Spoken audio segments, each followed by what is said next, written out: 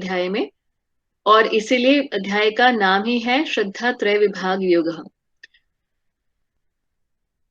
Chapter की summary इस तरीके से है कि पहले 10 श्लोक में अलग अलग गुणों के आधार पर श्रद्धा, पूजा और खान पान यानी कि faith, worship and food in 3 modes of material nature.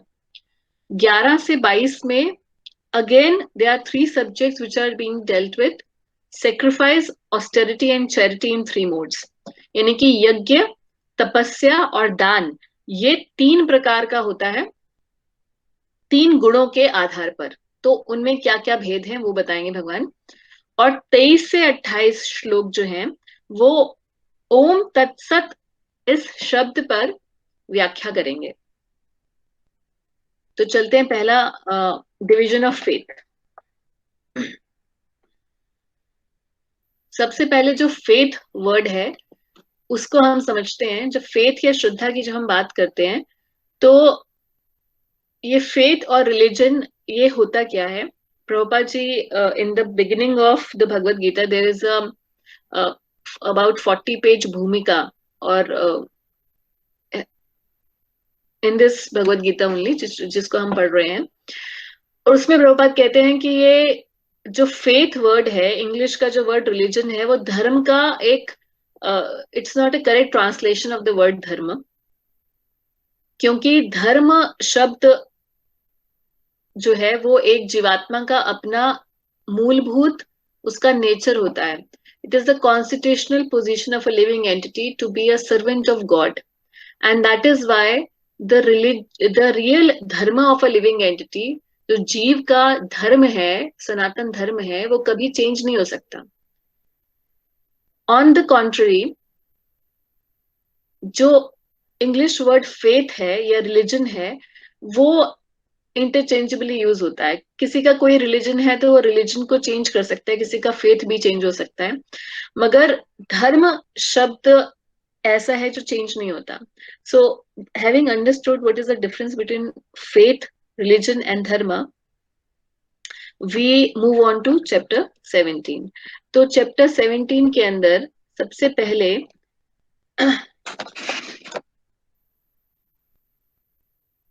Arjun के एक प्रश्न से ये चैप्टर शुरू होता है।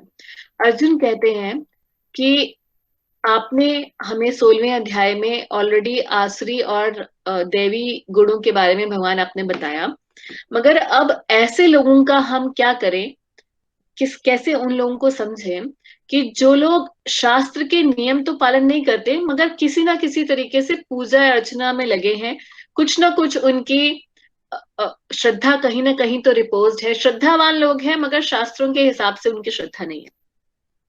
क्योंकि हमें याद होगा कि 16वें अध्याय में भगवान ने जो लास्ट श्लोक बोला था, जो 16वें अध्याय का जो लास्ट था वो यही था कि भगवान ने ये कहा था कि मनुष्य को यह जानना चाहिए कि शास्त्रों के विधान पर के अनुसार कर्तव्य क्या है और अकर्तव्य क्या है, और उसी प्रकार से कर्म करना चाहिए। और मेन जो बात थी, असुर और देवताओं में जो फर्क था, आसुरी वृत्ति के लोग और दैवी वृत्ति के लोगों में यही फर्क भगवान ने बताया था कि जो शास्त्र विधि का पालन करते हैं, यानी कि भगवान के आदेश जो शास्त्रों के अनुसार सम्मत हैं, उनका जो पालन करते हैं वो देवी प्रकृति के होते हैं, और जो नहीं करते वो आसुरी प्रकृति के होते हैं। अब मिडल वे का एक और भी एक there is another category of people about whom Arjun is going to ask. तो अर्जुन ने कहा कि हे कृष्ण, जो लोग शास्त्र के नियमों का पालन ना करके अपनी कल्पना के अनुसार पूजा करते हैं, उनकी स्थिति कौन सी है? क्या वो सत्वगुणी है, रजोगुणी है या तमोगुणी है? अब श्रील प्रभुपाद यहाँ बताते हैं, क्वेश्चन को थोड़ा सा और एक्सप्लेन करते हैं कि अब यदि कोई ऐसा निष्ठावान व्यक्ति हो जो ऐसे कतिपय नियमों का पालन करता हो जिनका शास्त्रों में उल्लेख ना हो, तो उसकी स्थिति क्या होगी? अर्जुन के संदेह का स्पष्टीकरण कृष्ण द्वारा होना है इस अध्याय में। क्या वे लोग जो किसी व्यक्ति को चुनकर उस पर किसी भगवान के रूप में श्रद्धा दिखाते हैं, सतोगुण, रजोगुण या तमोगुण में पूजा करते हैं, क्या ऐसे व्यक्तियों को जीवन की सिद्धावस्था प्राप्त हो पाती है? क्या वे वास्तविक ज्ञान प्राप्त करके उच्चतम सिद्धावस्था प्राप्त कर पाते हैं? यानी कि कि जो शास्त्र के हिसाब से भगवान कौन है वो नहीं समझता, किस तरह से पूजा करनी चाहिए वो नहीं समझता, पूजा का उद्देश्य क्या होना चाहिए वो भी नहीं समझता, मगर किसी ना किसी प्रकार से वो श्रद्धावान है वो व्यक्ति, तो ऐसे व्यक्ति का क्या होगा? उसकी स्थिति क्या रजोगुणी है, तमोगुणी है, या उसकी प्रकृति आसुरी है या देवी है? प्रश्न ये है अर्जुन का। और इस प्रश्न से ही आगे कॉन्वर्सेशन शुरू होती है। तो भगवान कहते हैं कि 3 प्रकार की श्रद्धा होती है। श्रद्धा के 3 विभाग हैं, राजसी, तामसी और सात्विकी। 3 प्रकार से श्रद्धा रहती है।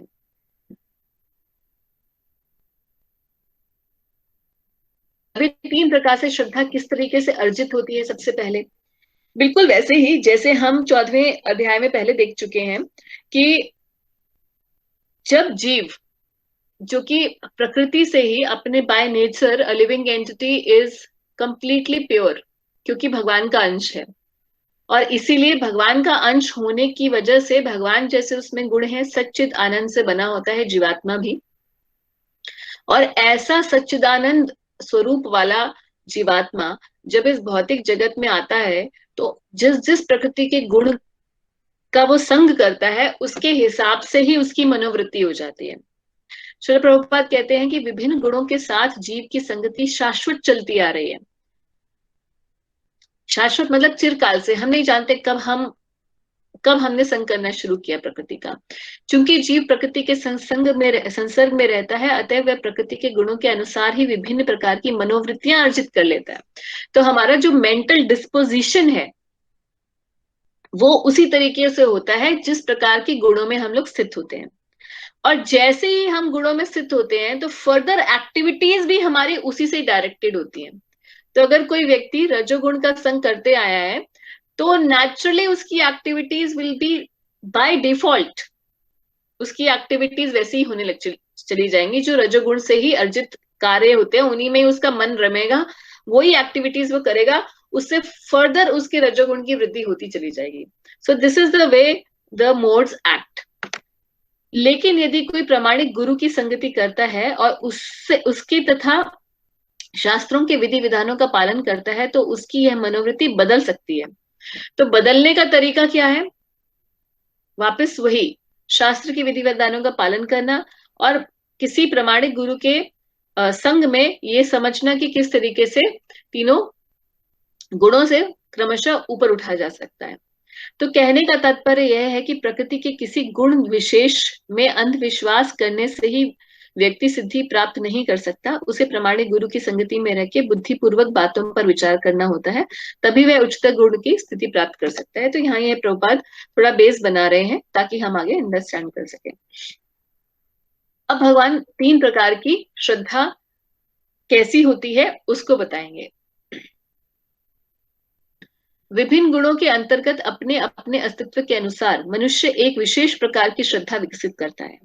अपने द्वारा अर्जित गुणों के अनुसार, तो भगवान श्लोक में भी यही चीज बता रहे हैं कि अपने अपने जैसे हमने गुण अर्जित किए हैं।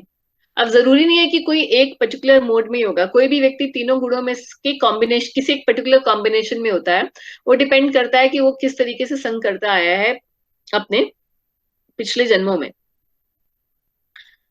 अपने अपने अर्जित गुणों के अनुसार ही जीव को विशेष श्रद्धा से युक्त कहा जाता है। तो श्रद्धा भी वैसे ही डेवलप होगी। अगर कोई सत्वगुणी व्यक्ति है तो उसकी श्रद्धा भी जो है सत्वगुणी होगी, और ऐसा सत्वगुणी व्यक्ति श्रद्धा रखेगा तो एक पर्टिकुलर देवता में रखेगा। रजोगुणी व्यक्ति है, उसकी श्रद्धा उसके रजोगुण से प्रभावित होगी, तमोगुणी की तमोगुण से प्रभावित होगी, और उसके एक्शंस भी फर्दर वैसे ही होंगे।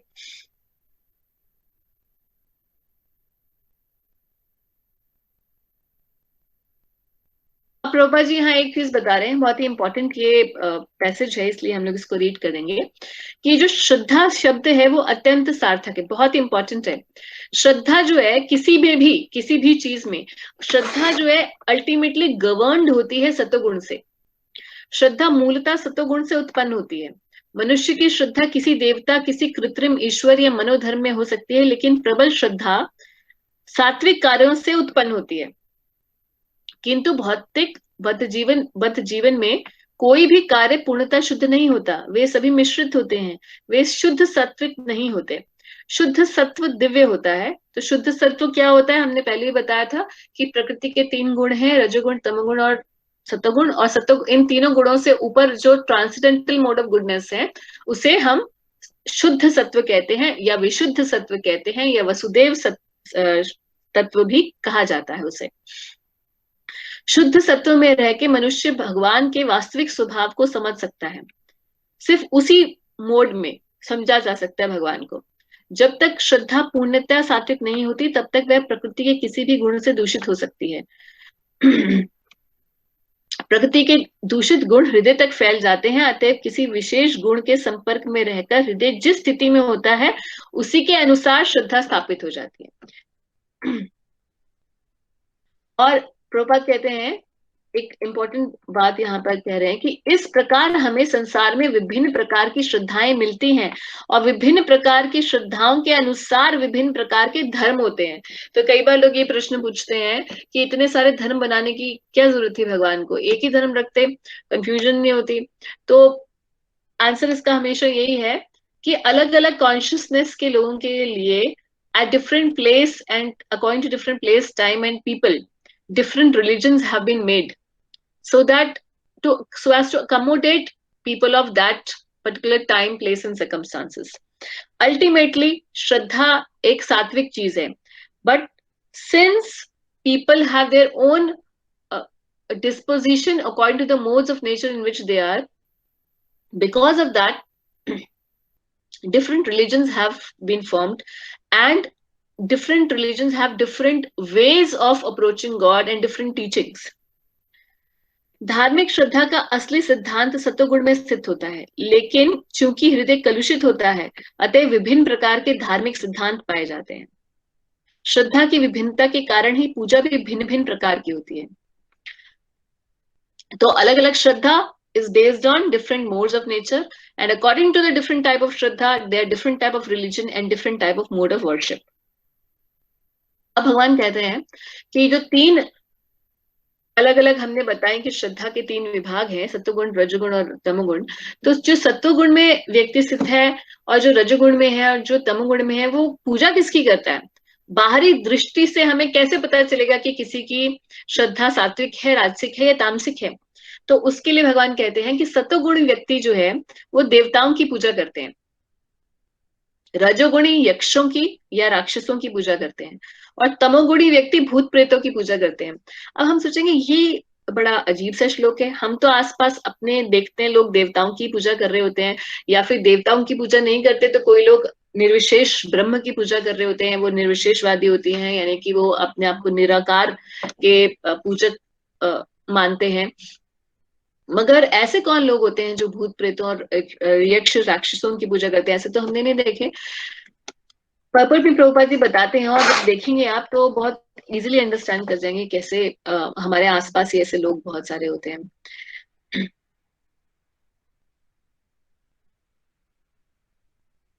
जो लोग सत्वगुणी हैं वे सामान्यतः देवताओं की पूजा करते हैं। इन देवताओं में ब्रह्मा, शिव तथा अन्य देवता यथा इंद्र, चंद्र तथा सूर्य सम्मिलित हैं।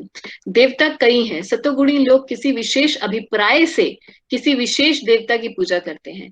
इसी प्रकार जो रजोगुणी हैं वे यक्ष राक्षसों की पूजा करते हैं। यक्ष राक्षसों की पूजा में सबसे ज्यादा जो प्रधान पूजा है वो देखेंगे आप कुबेर जी की पूजा होती है। कुबेर एक यक्ष हैं, उनकी पूजा लोग धन के लिए करते हैं। हमें स्मार्ट प्रभुपाद यहाँ पे एग्जाम्पल दे रहे हैं, बहुत ही ऐसा एग्जाम्पल है which is very practical example.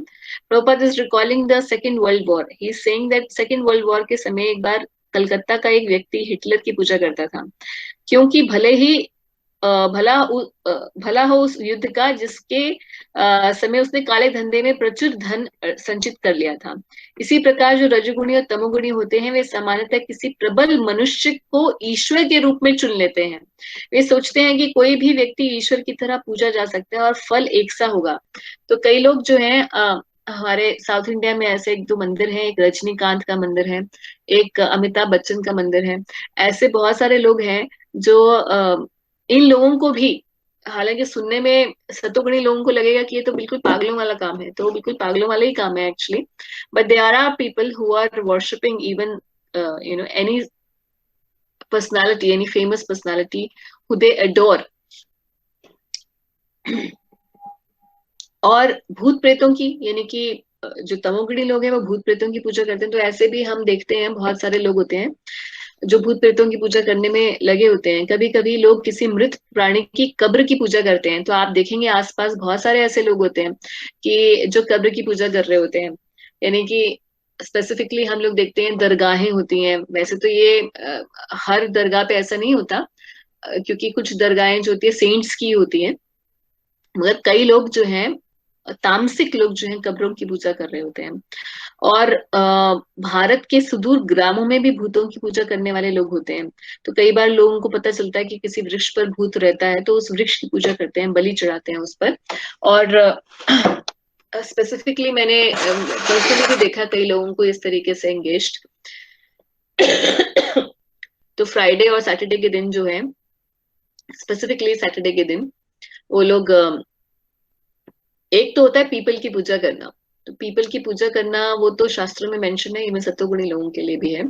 मगर कुछ लोग पीपल पे, क्योंकि पीपल भगवान श्री विष्णु का ही एक स्वरूप माना जाता है, इसलिए कई बार भूत प्रेत जो होते हैं वो अपनी डिलीवरेंस के लिए वो ऐसे वृक्षों पर आकर निवास करते हैं। तो कई लोग जो तामसी बुद्धि के लोग होते हैं वो उन्हें उसी वृक्ष के द्वारा जो है वो उन्हें जल चढ़ाते हैं, और उनकी जितनी भी इच्छाएं होती हैं वो पूर्ति के लिए उन ऐसे भूत प्रेतों की पूजा करते हैं। और अब प्रश्न आता है कि फिर ऐसे लोगों का क्या जो भगवान श्री हरि विष्णु की पूजा करते हैं किसी भी रूप में, चाहे राम रूप में, कृष्ण रूप में, या नरसिंह भगवान के रूप में। तो ऐसे लोगों का क्या? क्योंकि यहाँ पर बताया है भगवान ने कि जो देवताओं की पूजा करते हैं वो तो सत्वगुणी होते हैं। अब सत्वगुणी लोग देवताओं की पूजा करते हैं, तो फिर और रजोगुणी यक्षों राक्षसों की, तमोगुणी लोग भूत प्रेतों की, तो भक्तों के बारे में तो यहाँ भगवान ने बताया ही नहीं।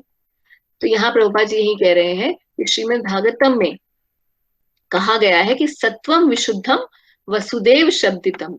तो दूसरे शब्दों में जो व्यक्ति सत्वगुणी होता है वह वासुदेव की पूजा करता है। तात्पर्य यह है कि जो लोग, यहाँ पे सत्वगुण का मतलब है विशुद्ध सत्व, जो लोग गुणों से पूर्णतः शुद्ध हो जाते हैं और दिव्य पद को प्राप्त करते हैं, वे ही भगवान की पूजा कर सकते हैं। यानी कि भगवान, because Krishna is transcendental and he always stays in the transcendental mode of goodness. Therefore, people who worship Vasudev, who worship Krishna और लॉर्ड राम, जो ऐसे व्यक्ति हैं वो भी विशुद्ध सत्व में ही जो जाते हैं या उसका ही पालन कर रहे होते हैं, एटलीस्ट उसकी तरफ अग्रसर होते हैं, वही केवल भगवान श्री हरि की पूजा कर सकते हैं। अब ये तो आउटवर्डली भगवान ने समझाया कि किस तरीके से वर्शिप जो है, किस किस की वर्शिप कौन कौन कर रहा है, और कैसे हम आउटवर्डली समझें कि उसकी श्रद्धा किस तरीके से है।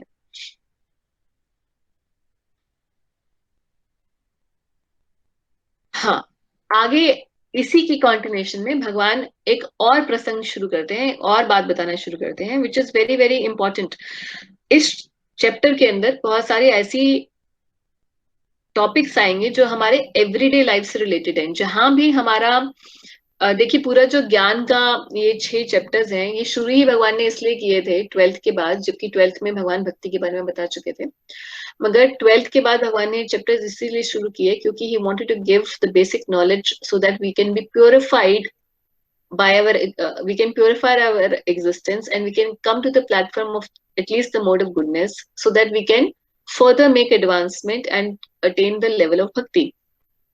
इसीलिए अब भगवान पूरा जो स्ट्रेस है 17 चैप्टर एंड 18 चैप्टर में, वो गुणों के विभाजन पर ही होगा, ताकि हमारे एवरीडे लाइफ से रिलेटेड जो इम्पोर्टेंट स्पिरिचुअल एक्टिविटीज हैं and which are daily, which we perform daily, उनको वो भगवान क्लैरिफाई करेंगे कैसे 3 गुणों में है, ताकि हम उनमें भेद करके अपने आप सत्व गुण वाली जो चीजें हैं उनको पकड़ लें।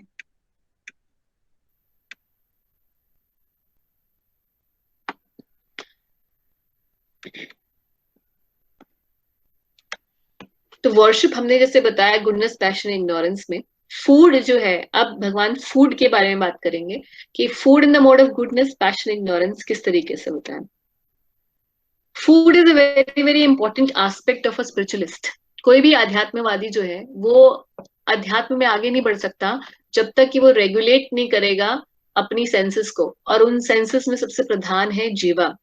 क्योंकि जीवा ही वो सेंस है जिसके द्वारा हम सबसे ज्यादा कुछ भी ग्रहण करते हैं, और जो हम ग्रहण करते हैं अपनी जीवा से उसके हिसाब से ही हमारा mental makeup and physical makeup होता है।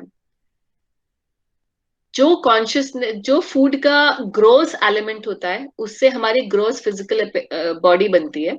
यानी कि अगर हम खाएंगे ऐसा खाना जो कि बहुत रिच इन न्यूट्रिएंट्स है, तो नेचुरली हमारे स्किन अच्छी होगी, हमारे nails, hairs, our bodily constitution, in the its appearance, everything will be nice and you will become healthy.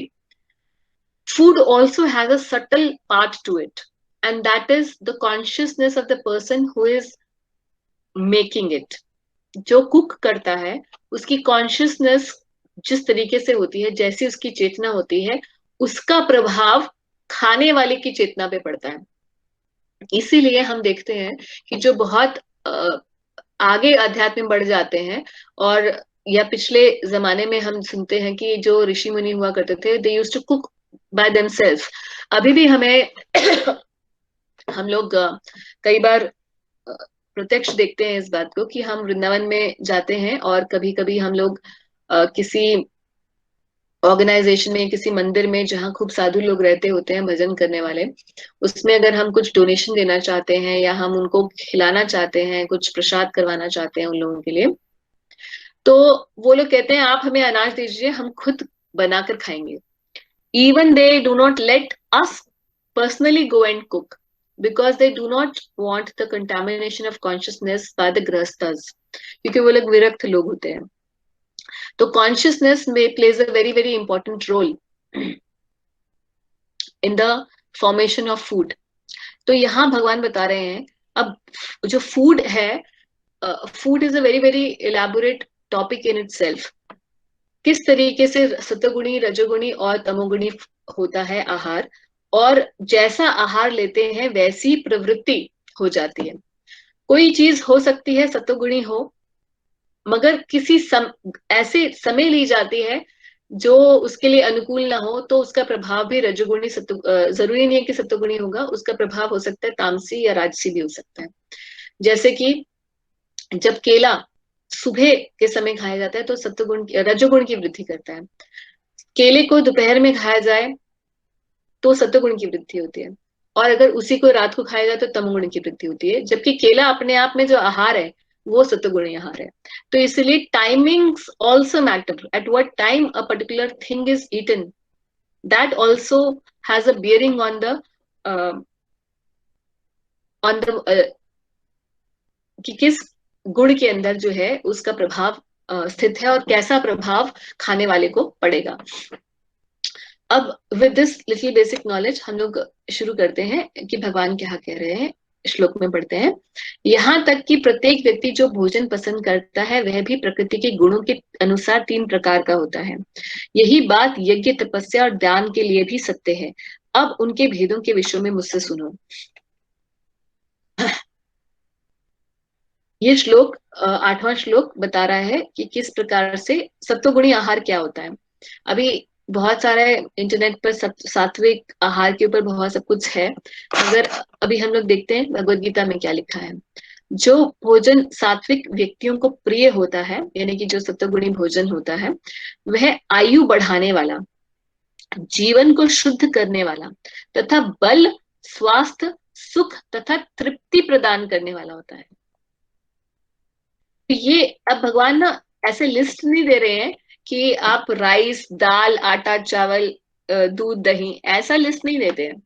He will give the qualities and then in that broad principles, within that broad principle list, then we can fit in excuse me, various ingredients of food stuffs. तो यहाँ बता दिया भगवान ने, principally ऐसा होता है ऐसा खाना जो बल स्वास्थ्य सुख तथा तृप्ति प्रदान करने वाला होता है। ऐसा भोजन रसमय, स्निग्ध, स्वास्थ्यप्रद और हृदय को भाने वाला होता है। अब ऐसा फूड कौन सा होता है आगे हम लोग देखेंगे। पहले देखते हैं रजोगुणी फूड कैसा होता है। अत्यधिक तीक्ष्ण, यानी कि बहुत ज्यादा तीखा, खट्टा excuse me,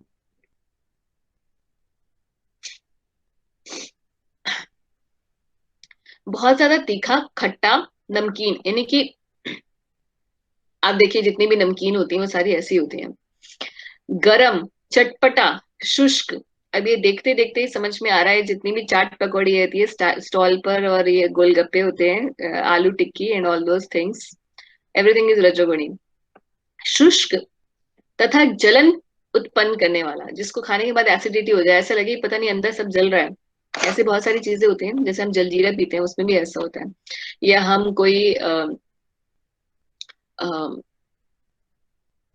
ये सब चाट पकौड़ी वगैरह खाते हैं, उसका जो पानी होता है वो ऐसे ही होता है, अंदर से सब जलने लग जाता है। ऐसा भोजन रजोगुणी व्यक्तियों को प्रिय होता है। ऐसा भोजन दुख, शोक और रोग उत्पन्न करता है। देखिए दुख क्यों करता है, क्योंकि उसके बाद डिजीज होगी तो दुख तो होगा ही, शोक होगा, अरे भाई क्यों खा लिया, नहीं खाते तो ठीक था, अब खाने के बाद देखिए बिल्कुल समझ नहीं आ रहा, अब कोई दवाई खानी पड़ेगी तो शांत होएगा। और रोग उत्पन्न करने वाला होता है। रजोगुणी जो आहार है वो रोग उत्पन्न करने वाला है। तो सोचिए तामसिक आहार क्या करने वाला होगा, वो तो और भी ज्यादा डिग्रेडेड होगा। तामसिक आहार क्या होता है, खाने से 3 घंटे पूर्व पकाया गया, यानी कि जितनी भी ब्रेड हैं, पिज्जा बेस हैं, ये pastry and all those items, cakes which, all these baked items generally ये 3 घंटे से पहले के ही होते हैं बने हुए। Almost every packed item that we eat is cooked 3 hours before the eating time.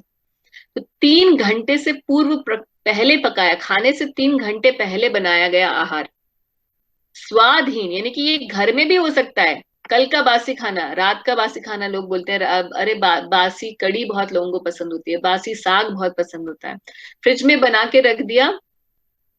और आजकल लोग जो है आप देखिए कि यूट्यूब पे इतने सारे मील प्रेप वीडियोस होते हैं।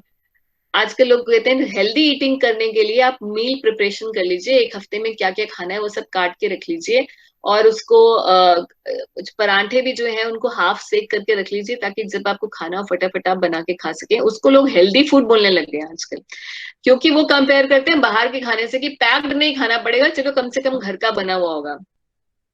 मगर वो भी सारा तमोगुणी आहार है। स्वादहीन।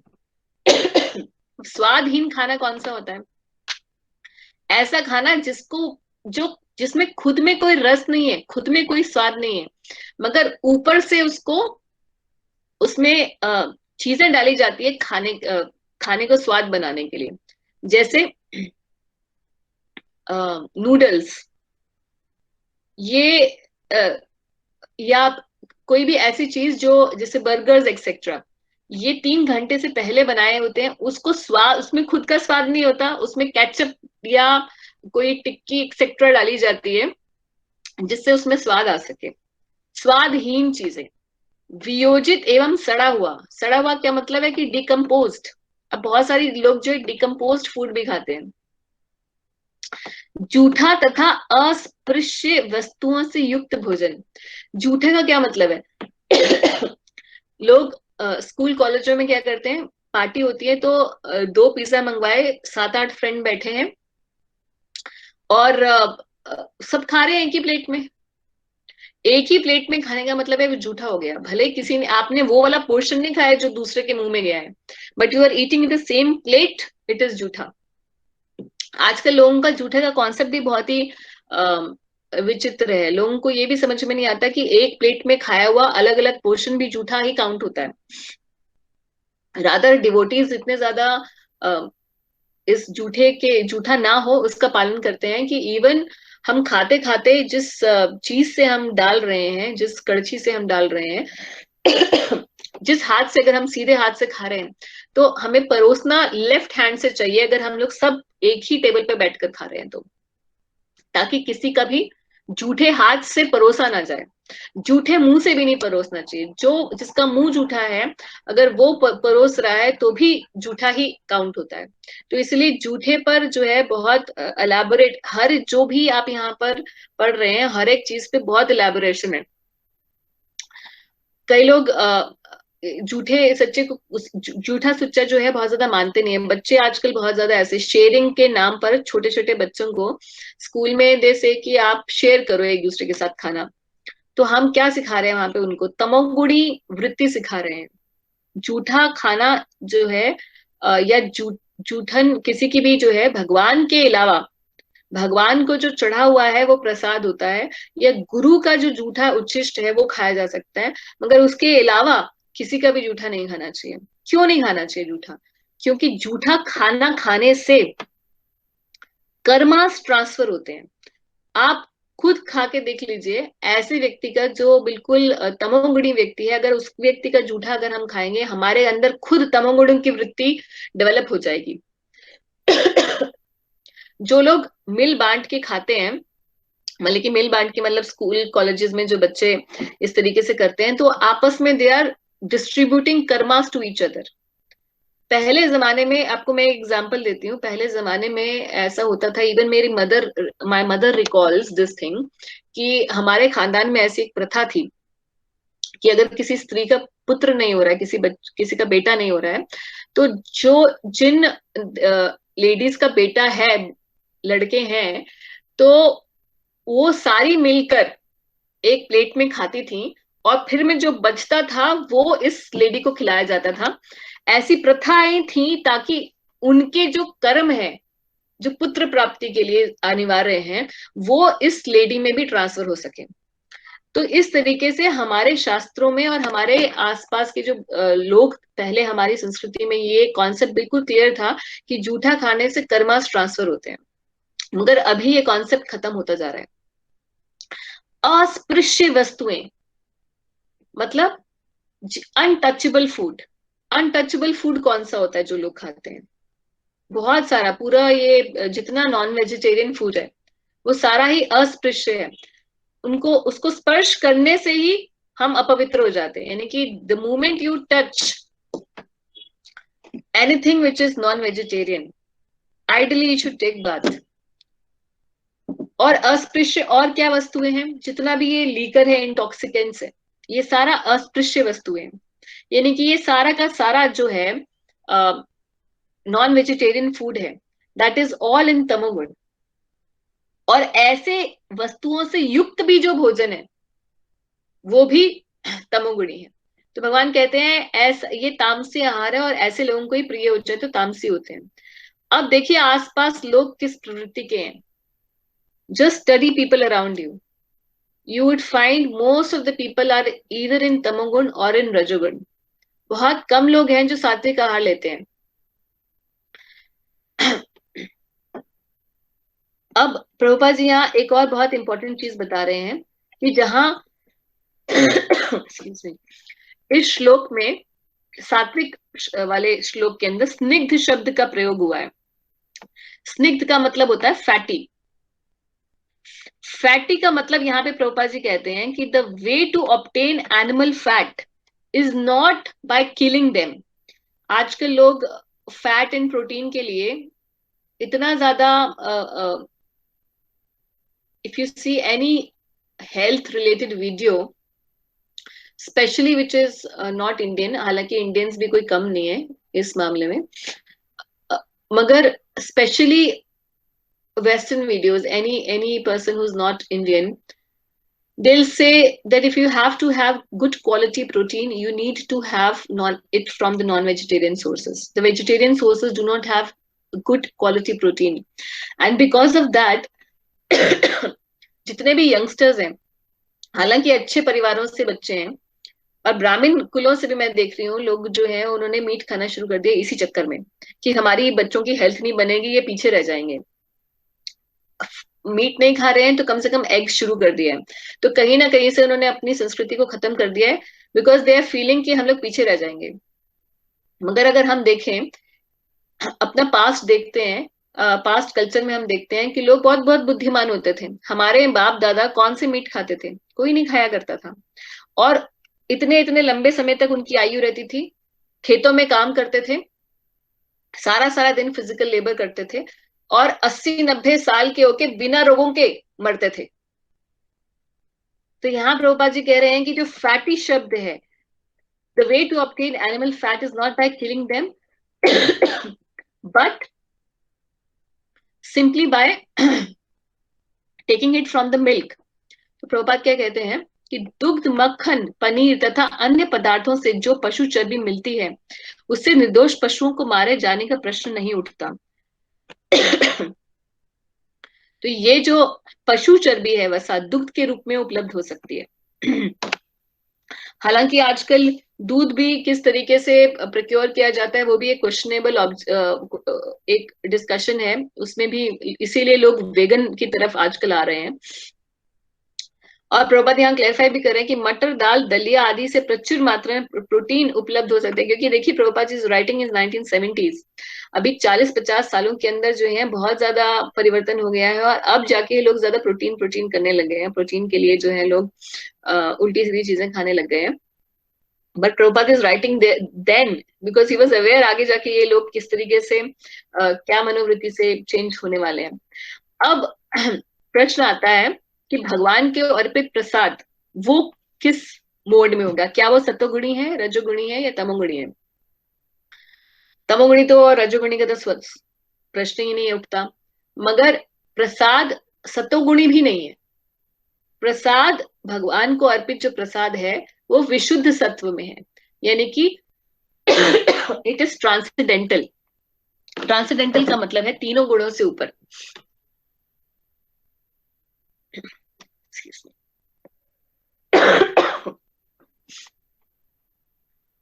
तीनों गुणों से ऊपर है, इसका मतलब यह है कि उसमें कोई भी कर्म बंधन नहीं लगता खाने वाले को।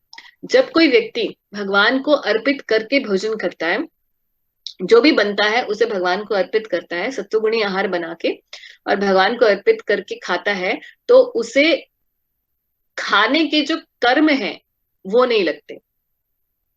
खाने से हम कैसे कर्मास अर्जित करते हैं? ऑफ कोर्स हमें, for any person who is a spiritualist, he knows कि हमें तामसी और राजसिक आहार नहीं लेना चाहिए, उससे हमें बचना चाहिए। और स्पेसिफिकली एनिमल किलिंग, तो एट द अगर कोई एनिमल किलिंग में एंगेज है, किसी भी तरीके से पशु वध करके खा रहा है कुछ, खुद से नहीं भी कर रहा है तो भी, he is getting all the karmas of killing the animal. जो व्यक्ति खाता है, पकाता है, ट्रांसपोर्ट करता है, उसका बिजनेस करता है, बेचता है, जो मारता है, ये सारे के सारे they all get the sin of animal killing. तो अध्यात्मवादी को तो पता है ये सब चीजें तो नहीं करनी, मगर क्वेश्चन ये आता है जो स्पेसिफिक लोग पूछते हैं कि आप लोग भी तो वध कर रहे हैं, you are also engage in killing the plants. तो ये बात बिल्कुल सही है। अगर कोई सत्वगुणी आहार कर रहा है तो उसमें भी किलिंग तो इन्वॉल्व है ही, but it is not animal killing, it is the killing of plants. Excuse me. अब क्योंकि सत्वगुणी के आहार में भी कुछ ना कुछ दोष है, इसीलिए भगवान सत्वगुण के आहार को भी पवित्र करने के लिए, शुद्ध करने के लिए भगवान ने ये प्रथा ही रखी है कि भगवान को अर्पित करके ही खाया जाए।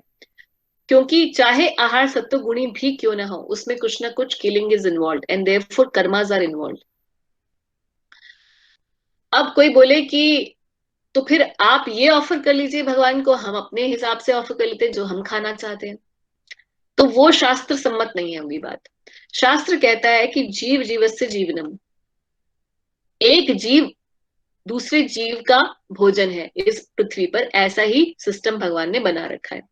यानी कि ह्यूमंस के लिए भी जीव को ही खाकर वो अपने आप को तृप्त कर सकता है, वही उसका भोजन है। मगर हमारे लिए भोजन जो जीव है वो प्लांट्स है।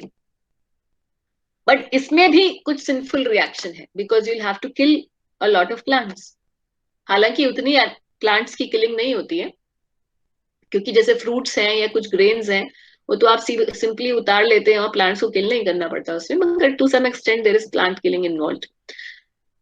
बट फिर भी ये शास्त्र सम्मत बात है कि आप सत्वगुणी आहार लें और भगवान को अर्पित करके खाएं, क्योंकि हम भगवान के हिसाब से बताए गए निर्देश के अनुसार खाते हैं जब, तो हमें कर्म नहीं लगते, कर्म बंधन नहीं लगते। तो सत्वगुणी आहार भी कर्म बंधन देने वाला है, जैसे कि रजोगुणी और तमोगुणी है। मगर अगर कोई सत्वगुणी आहार को भगवान को अर्पित करके प्रसाद बन जाता है जब, तो उसमें किसी भी प्रकार का दोष नहीं रह जाता। खाने के 3 घंटे पूर्व अगर कोई भी भोजन बना है, वो तमोगुणी है। मगर भगवान को जब अर्पित कर दिया जाता है प्रसाद, तो वो 3 घंटे के बाद भी खाया जा सकता है, तो वो तामसी नहीं होता। आगे प्रभुपाद क्या बता रहे हैं। हम्म ये प्रभुपाद बता रहे हैं कि भगवत गीता में परमेश्वर कहते हैं कि तरकारियां, आटा और दूध की बनी वस्तुएं भक्ति पूर्वक भेंट किए जाने पर वो स्वीकार करते हैं। ये कहाँ बताया भगवान ने? 9th चैप्टर में। 9वें अध्याय में भगवान पहले ही बता चुके हैं, पत्रम पुष्पम फलम तोयम। इन 4 चीजों का भगवान ने उल्लेख किया है। यो में भक्तिया प्रयच्छति, जो भक्ति पूर्वक देता है मैं उसे स्वीकार करता हूँ, भगवान ये चीज बोले हैं। निसंदेह भक्ति तथा प्रेम ही प्रमुख वस्तुएं हैं जिन्हें भगवान स्वीकार करते हैं, लेकिन इसका भी उल्लेख है कि प्रसाद को एक विशेष विधि से बनाया जाए। जो भी भोजन जो शास्त्रीय ढंग से तैयार किया जाता है और भगवान को अर्पित किया जाता है, ग्रहण किया जा सकता है, भले ही वे कितने ही घंटे पूर्व क्यों ना तैयार किया गया हो, क्योंकि ऐसा भोजन दिव्य होता है। अतएव भोजन को रोगाणु रोधक, खाद्य और सभी मनुष्यों के लिए रुचिकर बनाने के लिए सर्वप्रथम भगवान को अर्पित करना चाहिए।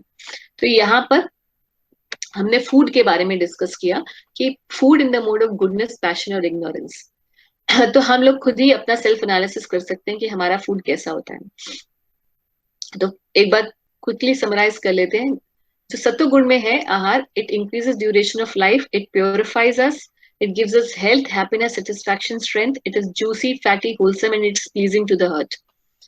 Food in the mode of passion is too bitter, too sour, salty, hot, pungent, dry, burning. It causes disease, distress, and misery. And food in the mode of ignorance is cooked more than 3 hours before eating, tasteless, putrid, decomposed, consists of remnants and untouchable things. अब भगवान बताते हैं किस प्रकार से 3 तरीके से यज्ञ भी होते हैं। यज्ञ वो सात्विक होता है जो शास्त्र के निर्देशानुसार कर्तव्य समझकर किया जाता है, उन लोगों के द्वारा किया जाता है जो फल की इच्छा नहीं रखते। मगर हम में से कितने ऐसे लोग हैं जो ऐसा यज्ञ करते हैं? जनरली तो आजकल लोग यज्ञ करते ही नहीं है, मगर जो करते हैं वो भी कब करते हैं कि गृह प्रवेश पर या कोई बच्चा होता है तब, ताकि उसकी समृद्धि हो सके या घर जो है हमारा पवित्र हो सके, इसलिए किया जाता है, इसलिए करते हैं लोग। मगर यहाँ भगवान कह रहे हैं कि यज्ञ वही सात्विक है जो शास्त्र के निर्देश अनुसार कर्तव्य समझ के किया जाए। और ऐसे लोग मनोवृत्ति क्या होनी चाहिए कि फल की इच्छा नहीं होनी चाहिए। यानी कि क्योंकि उसे करना है, शास्त्र कहता है इसीलिए करना है, भगवान की वाणी है, भगवान का आदेश है, इसीलिए करना है, कर्तव्य समझ के जो करता है, ऐसे यज्ञ को सात्विक माना जाता है। और रजोगुणी यज्ञ क्या होते हैं? जो यज्ञ किसी भौतिक लाभ के लिए या गर्ववश किए जाते हैं। तो ऐसे बहुत सारे लोग होते हैं ना जो कोई भी रिलीजियस सेरेमनी करते हैं या करवाते हैं और बहुत पॉम्प एंड शो से करवाते हैं। ऐसा माता की चौकी रखते हैं या भागवत पाठ रखते हैं, बहुत ही इलेबोरेट फंक्शन होता है जिसमें उनका कुछ ना कुछ पीछे एजेंडा होता है पब्लिसिटी का, या और they have their own individual motives. ऐसे यज्ञ जो होते हैं वो राजसिक यज्ञ होते हैं। तो फिर तामसिक यज्ञ क्या है? बिल्कुल ऑपोजिट सत्वगुण का।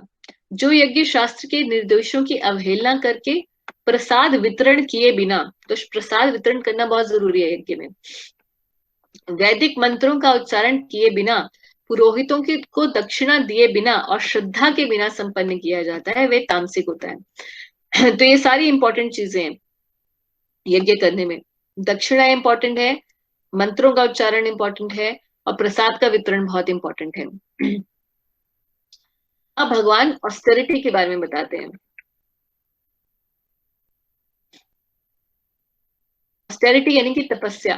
तपस्या कैसे 3 गुणों में होती है? पहले तो भगवान बताएंगे कि तपस्या किस किस प्रकार से होती है, यानी कि मन से, शरीर से और वाणी से।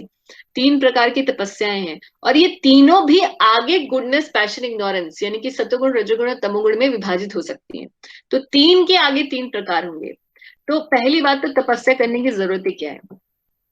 लोग बोलते हैं कि लोगों का जनरल ये होता है कि तपस्या की हमें आवश्यकता नहीं है जीवन में, और अगर जैसे ही थोड़ी सी तपस्या करनी होती है तो भाग जाते हैं।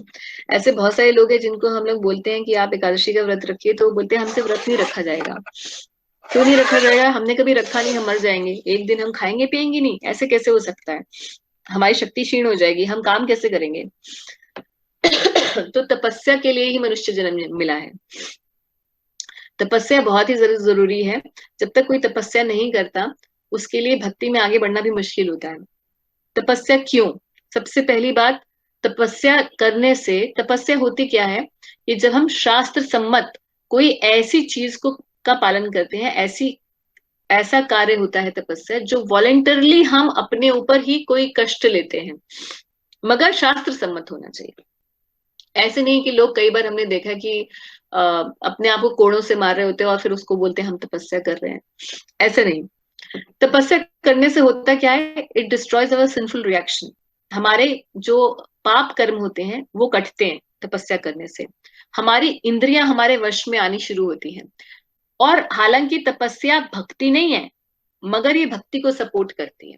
जैसे कि अगर कोई व्रत उपवास करता है, तो व्रत उपवास अपने आप में भक्ति नहीं है, मगर करने से भक्ति में सपोर्ट मिलेगा। क्यों? क्योंकि आपकी सेंसेस रेगुलेट होंगी, आपकी इंद्रियां, इंद्रियों के विषयों से आप उस दिन उनको छुड़ाओगे। क्योंकि आपका मन, जैसे ही आप अपने अपनी इंद्रियों को उनके विषय नहीं दोगे, तो वैसे ही इंद्रियां, मन और मन धीरे धीरे प्योरीफाई होके आपके कंट्रोल में आने लगेंगे। और जब अब ऐसा होने लगेगा, मन और इंद्रियां हमारे वश में आने लगेंगी, तो भक्ति करना बहुत ही आसान हो जाएगा। नाम जप में रुचि होने लगेगी। भगवान की भक्ति हम करेंगे तो हमारी स्वतः ही इच्छा होगी करने की, जो कि अभी एक नॉर्मल पर्सन की नहीं होती है। इसलिए तपस्या की आवश्यकता है। तपस्या शरीर की होती है, मन की होती है, और वाणी की होती है। शरीर की तपस्या क्या होती है? Worshipping the supreme Lord and superiors. जितने भी हमारे एल्डरली पर्सन हैं, जो हमारे माता पिता, गुरुजन इत्यादि हैं, और भगवान की सबसे पहले इनको प्रणाम करना, इनकी पूजा अर्चना करना, ये एक तपस्या मानी गई है। यानी कि बड़े बूढ़ों का आदर करना, उनका सम्मान करना, उनकी अपने हाथों से जो भी सेवा करना इत्यादि, ये सारा। Cleanliness, simplicity, celibacy and non violence, यानी कि साफ सफाई रखना अपने शरीर की, शरीर को साफ रखना भी एक तपस्या बताई गई है। सिंप्लिसिटी, अपने शरीर को हमेशा सिंपल रहना, सिंपल हमारा surrounding and simple food, everything which is related to the body, उसको सिंपल रखना। सेलिबेसी मतलब ब्रह्मचर्य रखना। और नॉन वायलेंस मतलब अपने हाथों से, अपने अपने शरीर से हम किसी और को कष्ट ना दें, किसी भी जीवात्मा को। तो ये ऑस्टेरिटी है बॉडी की। श्लोक में पढ़ते हैं, परमेश्वर, ब्राह्मणों, गुरु, माता पिता जैसे गुरुजनों की पूजा करना तथा पवित्रता, सरलता, ब्रह्मचर्य और अहिंसा, ये शरीर की तपस्याएं हैं। आगे है वाणी की तपस्या। तो वाणी की तपस्या कौन सी है? सच्चे, भाने वाले, हितकर और अन्यों को शुद्ध ना करने वाले वाक्य बोलना। 1 2 3 4, और 5वां क्या है? वैदिक साहित्यों का नियमित पारायण करना, यानी कि पाठ करना, वैदिक शास्त्र पढ़ना, उसे भी वाणी की तपस्या कहा गया है। अब ऐसी वाणी की तपस्या ये है कि जो भी हम बोले वो सत्य हो, ये तो बहुत ही इंपॉर्टेंट है, सत्य वचन बोलना चाहिए। ये भी जरूरी है कि सच बोलो तो कड़वा ना बोलो, भाने वाला हो, ये बड़ी मुश्किल बात है, सच तो जनरली कड़वा ही होता है, तो उसको इस तरीके से प्रेजेंट करना कि वो दूसरे को शुद्ध ना करे, अन्यों को शुद्ध ना करे, यानी कि जिसका भी हम बता रहे हैं वो दुखी ना हो हमारे वचन सुनकर, भले ही हम उसे कड़वी बात बोलनी है मगर इस तरीके से बोले ताकि शुद्ध ना हो, और वो हितकर भी होना चाहिए।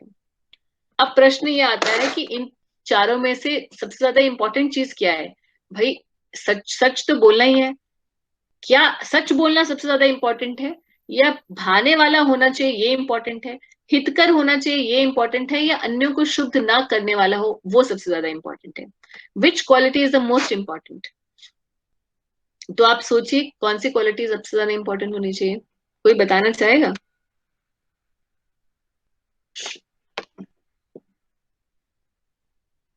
अगर हमें चूज करना हो कि इन चारों में से क्या चीज हम जब बोल रहे हैं, तो विच quality is the most important, जिसके बिना सब गड़बड़ है?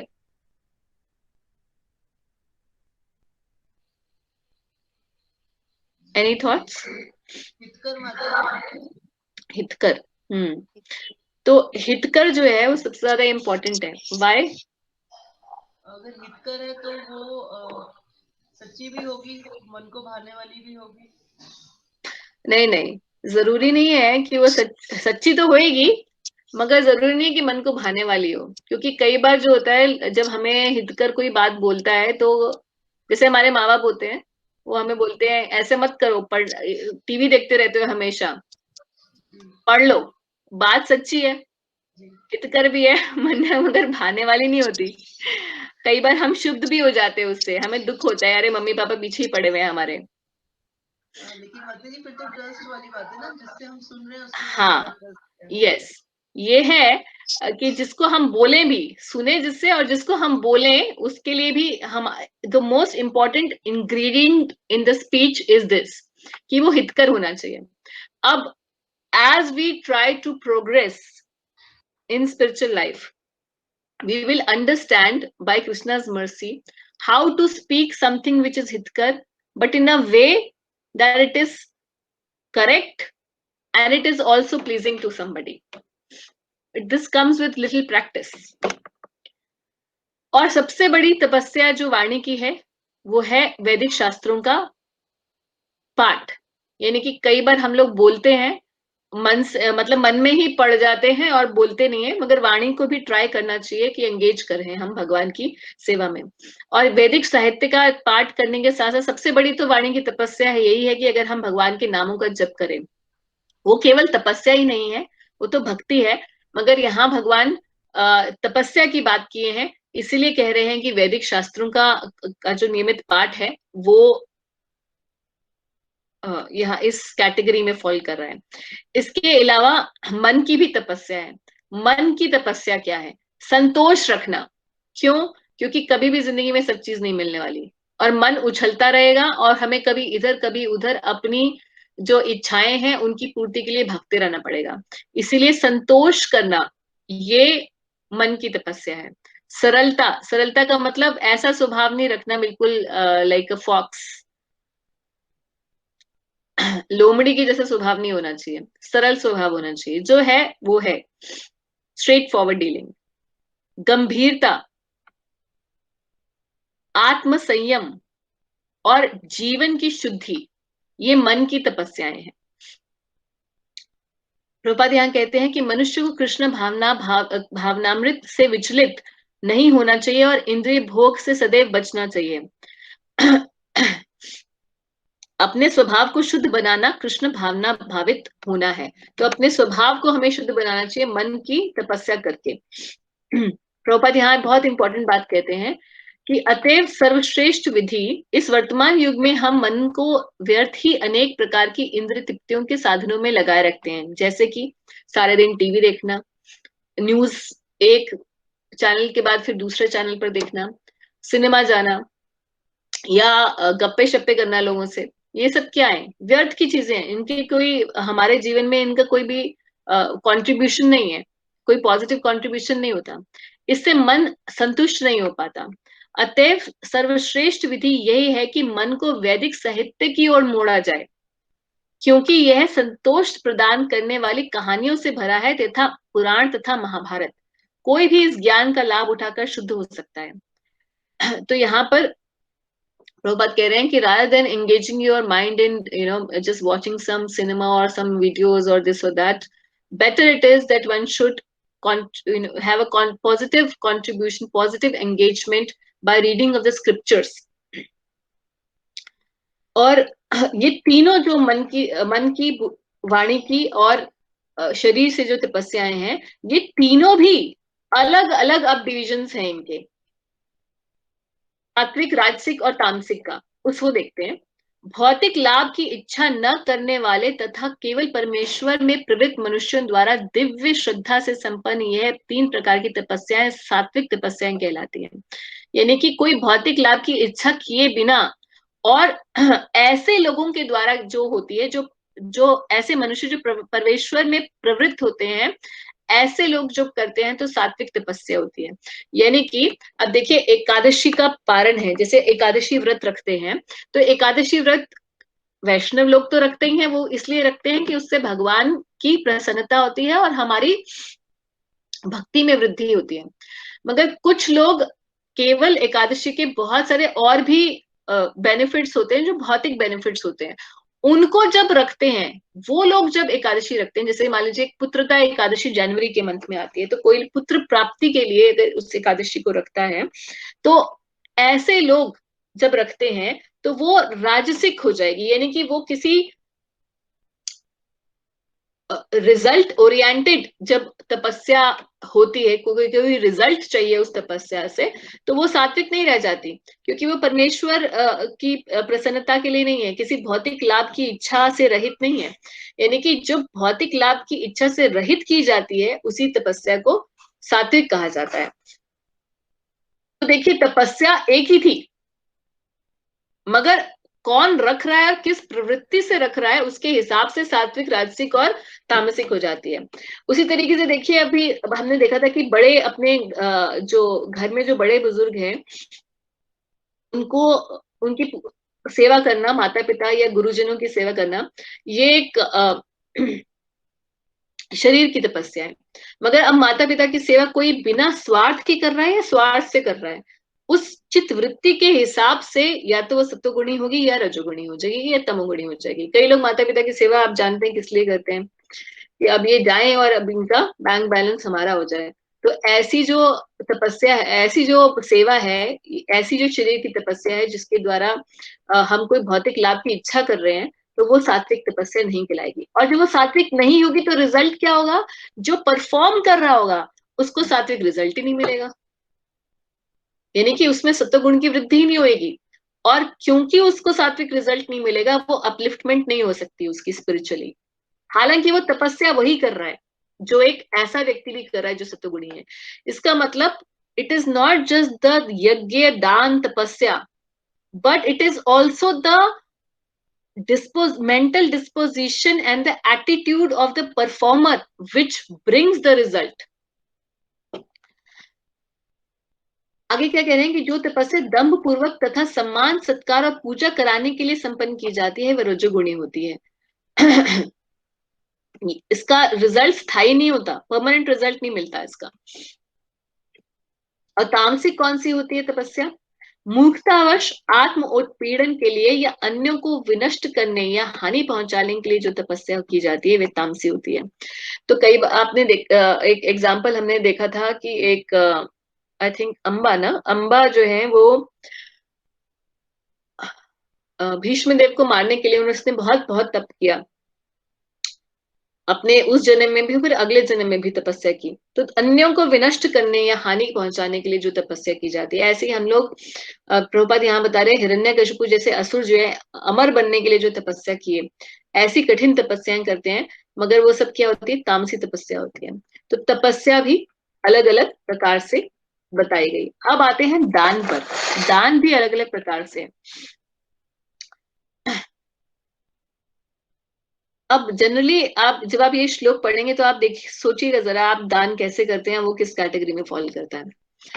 जो दान कर्तव्य समझकर किसी प्रत्युपकार की आशा के बिना, यानी कि मुझे इससे कुछ वापसी नहीं चाहिए, वापस मेरा हित हो उसके लिए नहीं, समुचित काल उचित काल पर दिया जाए, उचित स्थान में दिया जाए और योग्य व्यक्ति को दिया जाए, ऐसे दान को सात्विक माना जाता है। तो उचित व्यक्ति, उचित काल क्या है, योग्य व्यक्ति क्या है? प्रभुपाद कहते हैं वैदिक साहित्य में ऐसे व्यक्ति को दान देने की संस्कृति है जो आध्यात्मिक कार्यों में लगा हो। शास्त्रों में ऐसे जो दक्षिणा दी जाती थी वो केवल ब्राह्मणों के लिए या फिर किसी ऐसे साधु के लिए थी जो आध्यात्मिक कार्यों में लगा हो। ऐसे लोगों के लिए, पेट पालने के लिए नहीं कि बेगर्स की लाइन लग जाए। अविचार पूर्ण ढंग से दान देने की संस्कृति नहीं है। आध्यात्मिक सिद्धि को सदैव ध्यान में रखा जाता है।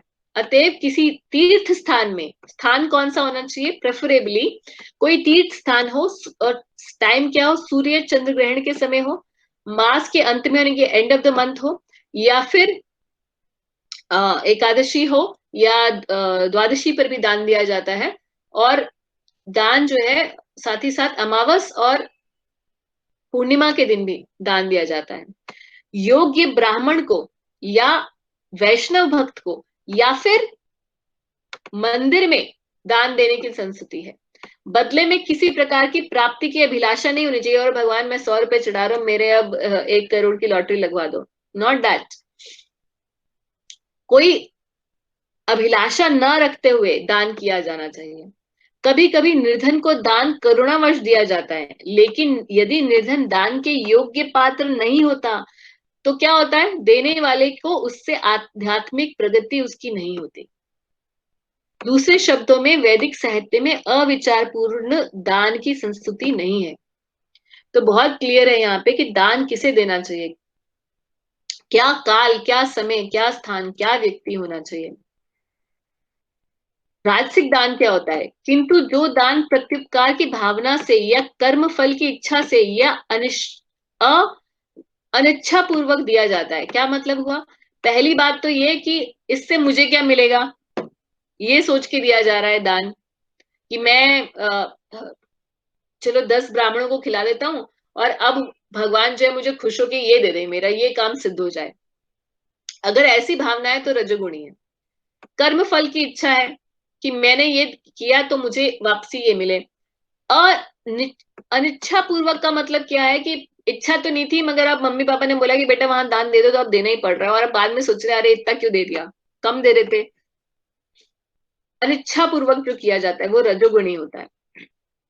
या किसी से आदर पाने के लिए कि हाँ जी मैंने इतना दिया है, अब लोग मेरी वाह वाही करेंगे, इसके लिए जो ध्यान दिया जाता है। ये जो कॉन्सेप्ट पीछे, मेंटल डिस्पोजिशन अगर ये होती है तो रजोगुण की वृद्धि होती है करने वाले में, जो दान दे रहा होता है। तामसिक दान क्या होता है, जो दान किसी अपवित्र स्थान में अनुचित समय में किसी अयोग्य व्यक्ति को बिना समुचित ध्यान और आदर से दिया जाता है, वो तामसी होता है। जितने भी भिखारियों को हम लोग भिक्षा दे देते हैं वो सब इसी कैटेगरी में फॉल कर रही होती है। अपवित्र स्थान, अनुचित समय, अयोग्य व्यक्ति, और बिना आदर के हम अपनी जेब से निकालते हैं, देखते भी नहीं है उस बेगर की तरफ और डाल देते हैं, बिना ध्यान और आदर के। जब दान दिया जाए तो दान देने वाले को आदर पूर्वक दान देना चाहिए। ऐसे नहीं कि भिखारी समझ के जब दूसरे को दान देना चाहिए। तो ऐसा दान नहीं तो तामसी होता है और देने वाले के अंदर तमोगुण की वृद्धि कर देता है। प्रभुपाद कहते हैं कि अगर यदि किसी को बिना सम्मान तथा ध्यान दिए किसी उपयुक्त व्यक्ति को भी दान दिया जाए तो भी वो तामसी होता है। यानी कि बहुत सारे ऐसे लोग होते हैं, जैसे कि हमारे डिवोटीज कभी फंड कलेक्शन करने के लिए जाते हैं इस्कॉन के, तो बहुत धनी किसी परिवार के पास जाते हैं, तो वो लोग सोचते हैं अच्छा ठीक है ये ले लो यार 10,000 रुपए, अब आ गए हो तो भाई कुछ ले जाओ। तो आपने दिया तो किसी योग्य व्यक्ति को, मगर बिना सम्मान के दे दिया, तो भी तुम्हारा जो दान है वो तुम्हें तमोगुणी वृद्धि करेगा डेफिनेटली, क्योंकि तुम भगवान के नाम से दे रहे हो तो तुम्हें कुछ ना कुछ स्पिरिचुअल बेनिफिट मिलेगा, मगर ये जिस वृत्ति से किया गया है वो तामसी वृत्ति होती है। तो इसलिए दान में भी बहुत ध्यान, भगवान हर चीज को देखिए कर रहे हैं, तपस्या, दान, हर प्रकार का कर्म। आगे 18th चैप्टर में और डेली लाइफ से रिलेटेड बहुत सारी एक्टिविटीज आएंगी। अब जो है यहाँ पर भगवान ने तीनों गुणों के बारे में जो लिस्ट थी ये बतानी, जिस हम लिस्ट को देख रहे थे, ये लिस्ट भगवान ने कंप्लीट कर दी। Worship, food, sacrifice, austerity and charity, ये भगवान ने 5 चीजें 4 से लेकर 22वें श्लोक तक बताई हैं। अब भगवान जो है 23वें से 28वें में ओम तत्सत के बारे में बताएंगे।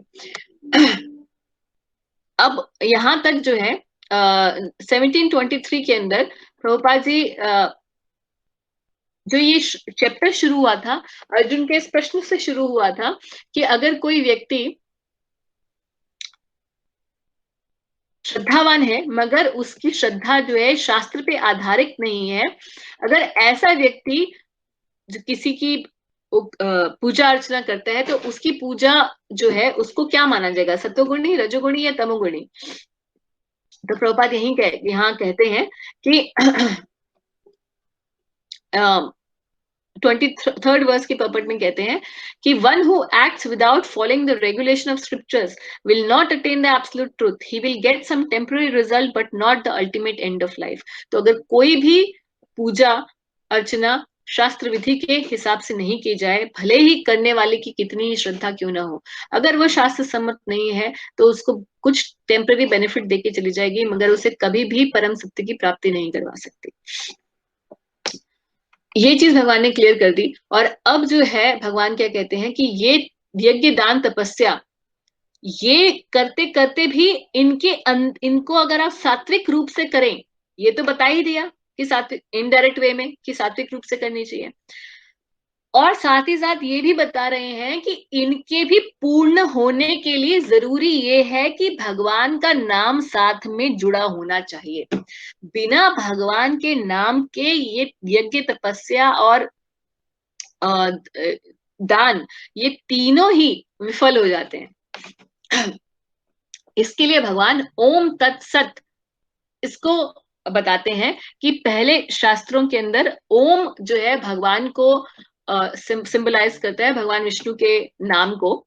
यानी कि जब भी भगवान का नाम उच्चारण करना होता है या किसी भी वैदिक मंत्र का उच्चारण करना होता है तो पहले ओम शब्द बोला जाता है, और तत् शब्द जो है वो बोला जाता है ताकि व्यक्ति को ऊर्ध्व गति हो, ऊर्ध्व गति या लिबरेशन, मुक्ति प्राप्ति हो। तो मुक्ति प्राप्ति के लिए तत् शब्द प्रयोग किया जाता है। और सत का मतलब यह है कि जो भी यज्ञ, दान, तपस्या इत्यादि कोई भी कर्म किया गया वो भगवान की प्रसन्नता के लिए हो और वह सत्य हो। सत का मतलब असत ना हो, असत ये पूरा जगत है, भौतिक जगत, और सत है भगवान, तो भगवान के लिए किया जाए। All activities which are done to please the supreme lord are eternal, वो सत हो, हमारी हर क्रिया सत की तरफ हमें लेकर जाए, असत से हमें निकाले। तो ओम तत्सत, ये शब्दों को भगवान इस चैप्टर में बताएंगे कि किस तरीके से इन्हें शास्त्र में प्रयोग किया जाता है। तो ये 1723 हम लोग पढ़ते हैं। पहले मैंने स्क्रीन पे इसलिए दिखा दिया क्योंकि जब आप इसको यहाँ से पढ़ेंगे ना भगवत गीता से तो थोड़ा सा डिफिकल्ट टू अंडरस्टैंड है, शब्दों में थोड़ा हेर फेर है, मतलब थोड़ा सा ट्विस्टेड लैंग्वेज है, तो डिफिकल्ट टू अंडरस्टैंड है। सृष्टि के आदि काल से ओम तत्सत ये 3 शब्द परम ब्रह्म को सूचित करने के लिए प्रयुक्त किए जाते हैं, यानी कि they are the symbolic representation of the absolute truth. ये तीनों सांकेतिक अभिव्यक्तियां ब्राह्मणों द्वारा वैदिक मंत्रों का उच्चारण करते समय तथा ब्रह्म को संतुष्ट करने के लिए यज्ञों के समय प्रयुक्त होती थी। तो ये इनका जो जनरल ये कोनोटेशन है भगवान को संबोधित करने के लिए। इनडायरेक्टली ये सांकेतिक अभिव्यक्तियां हैं और ये यज्ञों के समय जनरली इनको बोला जाता था। अब भगवान ये क्यों बता रहे हैं? क्योंकि पहले यज्ञदान तपस्या बता चुके हैं। अब बोल रहे हैं कि भाई आप जो भी यज्ञदान तपस्या करें उन्हें भगवान से जोड़कर करें और भगवान का नाम लेकर ही उससे करें, तभी उसमें पूर्णता आएगी। प्रभुपाद जी यहाँ पर्पट के अंदर बताए हैं ओम कहाँ से आया है, तत् कहाँ से आया है, यानी कि ऋग्वेद से जो है ओम शब्द को उठाया है, छांदोग्य उपनिषद से तत् शब्द को उठाया है, और फिर आगे छांदोग्य उपनिषद को बताते हैं कि सत शब्द जो है वो कहाँ से, तो तीनों को मिलकर जो है ओम तत्सत ये हो जाता है। और अनादिकाल में जब प्रथम जीवात्मा ब्रह्मा ने यज्ञ किए थे तो उन्होंने इन्हीं तीन शब्दों से भगवान को लक्षित किया था, सूचित किया था, बुलाया था। तो इसलिए गुरु परंपरा के द्वारा हम इसी सिद्धांत का पालन हम लोग करते हैं। आगे भगवान कहते हैं कि अतएव योगी जन ब्रह्म की प्राप्ति के लिए शास्त्रीय विधि के अनुसार यज्ञ दान और तप की समस्त क्रियाओं का शुभारंभ सदैव ओम से करते हैं। तो जब भी हम यज्ञ दान तपस्या करें तो भगवान के नाम से ही उसे शुभारंभ होना चाहिए, चाहे वो ओम शब्द से हो या किसी भी भगवान के नाम से हो। आगे उसका संपन्न जब करते हैं तो कैसे होना चाहिए कि मनुष्य को चाहिए कि कर्म फल की इच्छा के बिना विविध प्रकार के यज्ञ तप और दान को तत् शब्द कहकर संपन्न करें। तो हमने देखा होगा जैसे आप विष्णु सहस्त्रनाम सुनते होंगे, गोपाल सहस्त्रनाम सुनते होंगे, या कई बार आप भगवत गीता का रिसाइटेशन भी सुनते होंगे, तो एंड में क्या होता है? ओम तत्सदिति। एंड में हम संपन्न करते हैं ओम तत्सदिति कहकर। क्यों? क्योंकि ऐसी दिव्य क्रियाओं का उद्देश्य क्या होना चाहिए? भव बंधन से मुक्ति। इस उद्देश्य से हम कर रहे हैं, भगवान के परम सत्य के उद्देश्य से ये की जा रही है, ऐसा बताने के लिए। और परम सत्य भक्ति में यज्ञ का लक्ष्य है और उसे सत शब्द से अभिहित किया जाता है। तो परम सत्य को किस शब्द से बता रहे हैं? सत शब्द से। क्यों? क्योंकि परम सत्य सत्य है और बाकी भौतिक जगत क्या है? ये असत है। जिस प्रकार यज्ञ दान तथा तपस्या ये सारे कर्म भी जो परम पुरुष को प्रसन्न करने के लिए संपन्न किए जाते हैं उन्हें सत कहा जाता है। तो यहाँ पर जो है भगवान कंप्लीट करते हैं इसको 28वें श्लोक में और कहते हैं कि श्रद्धा के बिना अगर यज्ञ दान और तप के रूप में जो भी किया जाता है वह नश्वर है। नश्वर मतलब टेम्परेरी रिजल्ट देगा। अगर बिना श्रद्धा के कोई भी व्यक्ति यज्ञ दान या तपस्या कुछ भी करता है तो श्रद्धा इतनी मूल्यवान वस्तु है, श्रद्धा का इतना इंपॉर्टेंस है कि इसके बिना अगर कोई भी यज्ञ दान तप किया जाता है तो उसका रिजल्ट, चाहे वो सात्विक भी प्रक्रिया क्यों ना की जाए, उसका रिजल्ट नश्वर होता है, इटर्नल बेनिफिट नहीं मिलता, वो असत कहलाता है और इस जन्म तथा अगले जन्म दोनों में ही व्यर्थ जाता है। इसीलिए श्रद्धा कितनी ज्यादा इंपॉर्टेंट है। और श्रद्धा के भी कितने विभाग हो गए? राजसिक, तामसिक और सात्विक। और सात्विक श्रद्धावान भी तो केवल देवताओं की पूजा करते, तो श्रद्धावान जो ऐसा व्यक्ति भगवान श्री हरि की का भजन कर रहा है या उनका नाम ले रहा है या उनके शास्त्र पढ़ रहा है, तो उसकी श्रद्धा वास्तविक, अगर हम देखें इसी शास्त्र से ही हम अगर इसका कंपैरेटिव एनालिसिस करें तो हम देख सकते हैं कि कितनी ऊंची स्थिति होती है ऐसे व्यक्ति की जो भगवान में श्रद्धा करने के लायक बन गया है, जिसकी श्रद्धा आ गई है भगवान में कि वासुदेवम सर्वम इति स महात्मा सुदुर्लभा। ये भगवान बता भी चुके हैं कि वासुदेव ही सर्वम इति है, वही परम सत्य है। ऐसा व्यक्ति स महात्मा सुदुर्लभा, ऐसा, क्योंकि ऐसी श्रद्धा पाना ही बहुत दुर्लभ बात है। और यहाँ प्रभुपाद जी ने अल्टीमेटली इसको कंप्लीट करते हुए यही कहा है कि किस तरीके से इस पूरे 17वें अध्याय का संदेश यही है कि व्यक्ति जो है शास्त्रों का संग करे और सत्वगुण में रहकर, कम से कम तो सत्वगुण में रहकर, और फिर साथ ही साथ किसी भी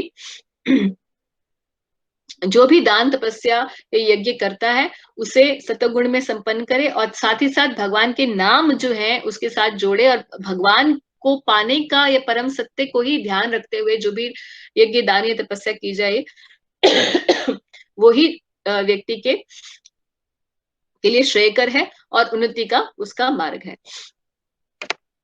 तो यहीं पर हम